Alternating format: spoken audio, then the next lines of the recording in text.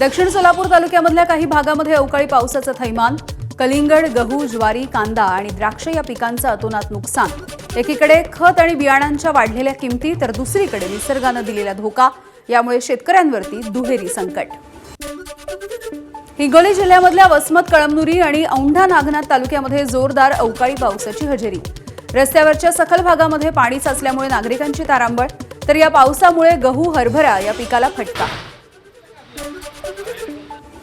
लातूर जिल्ह्यामधल्या अंधोरी आणि किनगाव या भागामध्ये वादळी वाऱ्यासह तुफान पावसाची हजेरी।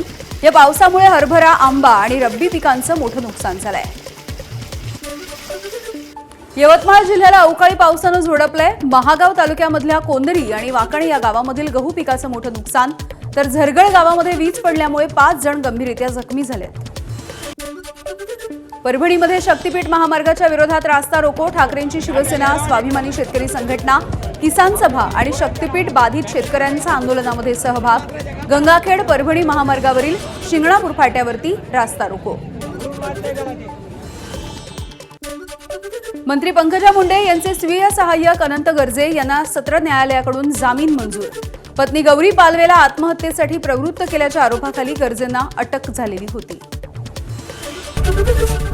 एबीपी माझा, उघडा डोळे बघा नीट।